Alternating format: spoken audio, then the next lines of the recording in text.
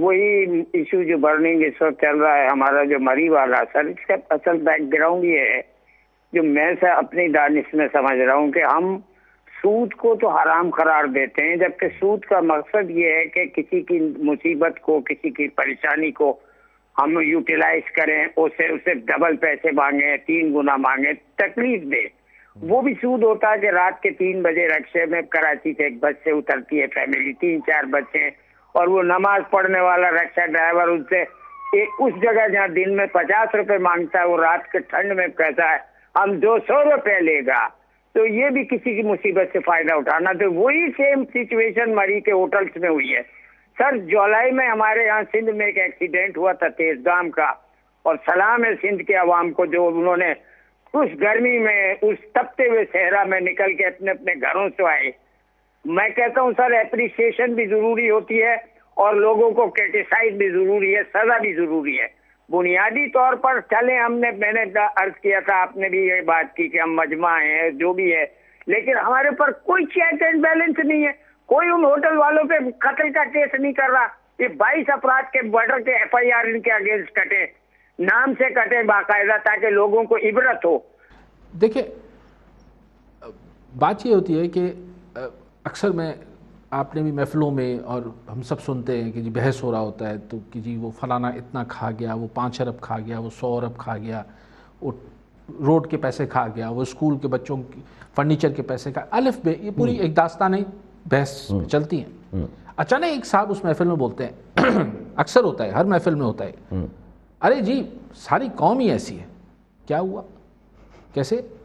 تو بتایا جاتا ہے کہ جی وہ دودھ والا وہ بھی تو پانی ملاتا ہے۔ تو میں ششدر رہ جاتا ہوں، میں کہتا ہوں کہاں کسی آدمی نے اسپتال میں مہیا کی جانے والی ادویات میں سے 50 کروڑ روپے کھا لیے، اور ایک دودھ والے نے دودھ ہی رہنے دیا، اس میں مان لیجئے کہ 20% 30% اس نے پانی ملا دیا۔ ہم کہتے بات ایک ہی ہے۔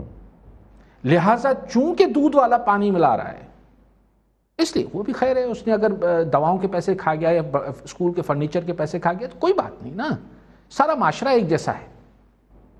ایسا تو نہیں ہے۔ جرم کا ارتکاب 100 آدمی کرتے ہیں، لیکن پھر قانون کی یا اخلاقی معیار بھی یہ ہوتا ہے کہ پھر آپ ترجیح بناتے ہیں کہ زیادہ بڑا جرم کس نے کیا، زیادہ بڑی کوتاہی کس کی ہے، زیادہ جو اس واقعے یا سانے کا ذمہ دار ہے وہ کون ہے۔ ہم یہ بات کہہ کے آسانی، میں یہ نہیں کہتا کہ بہت ہی بے رحم اور مجھے معذرت سے کہنے دیجئے کہ جانور صفت لوگ ہوں گے جنہوں نے اس مجبوری کا فائدہ اٹھاتے ہوئے ان بیچاروں سے پیسے مانگے یا یہ کیا، کسی عورتوں نے زیور اتار کے دیے۔ لیکن دیکھیں اگر انتظامیہ اپنا کام ٹھیک کر رہی ہوتی تو یہ صورتحال ہی جنم نہیں لیتی، اور جب یہ صورتحال ہی جنم نہیں لیتی تو وہ ہوٹل والا پیسے کیسے مانگتا اور کیوں مانگتا اور اس کو کوئی کیوں دیتا۔ تو ہم اس بات کو